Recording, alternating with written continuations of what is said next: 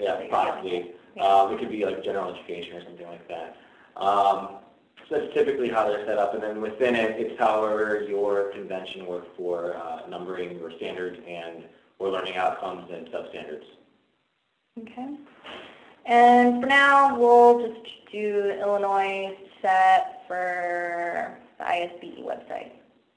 And what's going to happen is all the standards for ISBE are going to show up, and you can choose actually what standards will be used for this assignment. So what standards the students will be meeting with this particular assignment.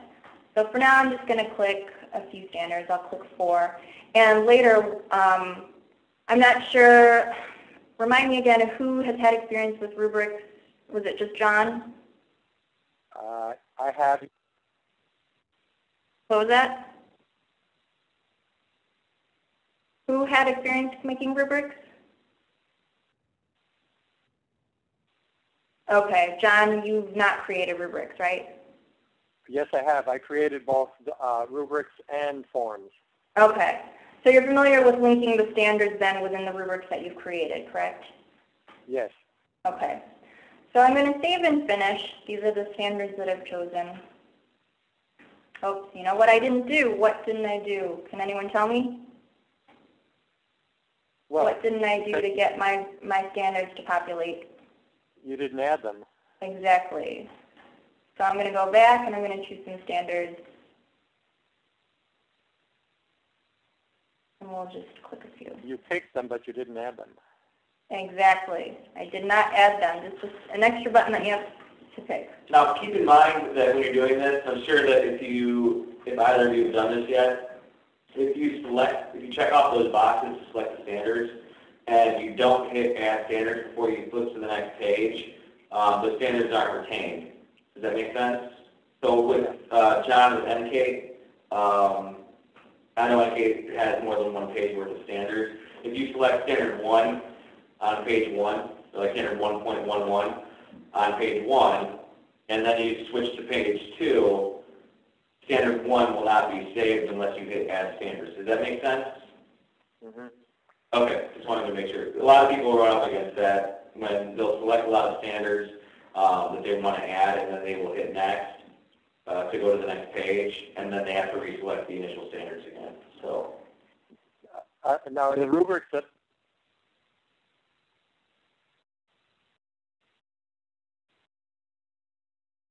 Sure.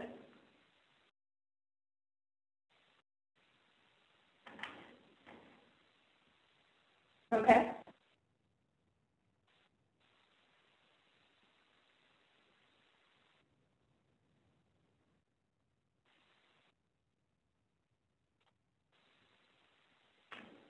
Would that be something that they would have to... usually set it up when you upload the standards. You can talk to Wally about trying to get a move.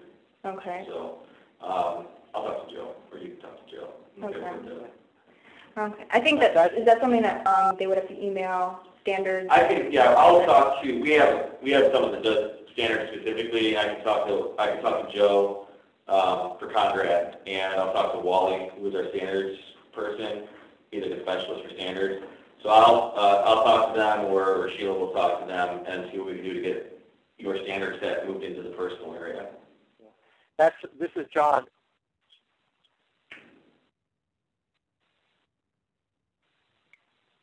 I don't think so. I haven't worked with that before. So that's usually something the implementation works with. I'll talk to, like I said, I'll talk to Joe and I'll talk to Wally. I think Wally actually might have to do it on the upload, but he can probably switch it over. I'll just ask them. I don't think there's an interface for it, but I can check. And if there is, there's only one place I can think that it would be, but let me check it for you, Conrad, and then get back to you. Is that okay? This is John. Oh, okay. It is LiveText. You do the upload. That's what I was saying when I said that we have our conceptual framework. No, I know we do the upload. He's asking about setting up a personal standard set, so I'm going to look into that for him. Usually, when you guys have done everything that you need to do so far, let me check into Conrad's question. I'll check with Joe. He's been out of the office for the last few days, on business, and I'll also check with Wally, who is our standards specialty, the guy that actually imports the standards. So I'll talk to both of them and get back to Conrad. No problem. Okay. Okay. So we've chosen the standards for the assignment that we want, and we can actually, are you familiar with adding sections to your document? Yes, this is John. Yes, Okay. And Conrad, no? You're familiar with that? Okay. Okay.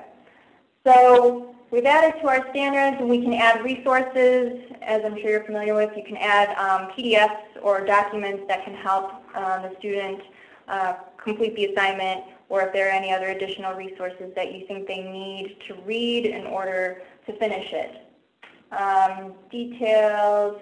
This is where you can actually add instructions for the assignment, and simply click on the edit button and enter the information. And you're familiar with cutting and pasting with a Word document into LiveText, yes or no? Yes. Okay. So we'll save and finish. And once we're done with our assignment, we go back to document view. So this is what we've created. And this will then be saved in our documents inbox, or our, let me click on it. It's been saved in our My Work area of the Documents tab. So this is the assignment that we've created. And this is the assignment that we're actually going to upload to our assignment bundle, which is a skeleton, as I mentioned earlier, that will house the assignment and the rubric that will eventually collect the data for the administrator. Okay. Are there any questions so far? Okay. So once we have this document within our Documents tab, just a heads up, you'll probably have had a rubric already created within LiveText, whether it be from the administrator account or from the faculty account. There will be some kind of rubric already uploaded that can be uploaded to this assignment bundle. Is that something that you're both familiar with? Yes? Yes, I know that I can include the rubrics that I have created into an assignment. Okay. And so next, in creating the assignment bundle, I'm going to go to my Courses tab. And within my Courses tab, once again, is a class that has been set up with this particular instructor. So I'm going to click on this course. And this course has an overview, and within the overview you can actually add the course syllabus if need be. It's probably a good practice to upload that just so students don't really need a paper copy for the syllabus. They'll always be here for them to download and view. And any other resources that you think are needed for the course. Next, I'm going to click on the Assignments tab. And this is basically where the assignment bundle will start to be created. And Conrad, you sat in on this on Tuesday, so you're somewhat familiar with this already. But as you can see, you've already got some of the courses that are submitted, assignments that have been submitted, and you can already see the progress that have been made with each of these assignments. So next, in creating the assignment bundle, I'm going to click New. And in filling this out, I'll go over this briefly. I'm going to give this a title and a description, and again, you can add step-by-step instructions for the student to see. And the post date, you have three options of do not post it yet, post now, or post on a certain date.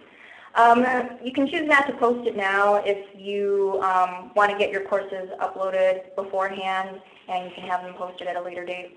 Post now is a good practice to have, especially since the school year is going to be starting up soon, and it's nice to just have everything set forth for you and not have to worry about it later.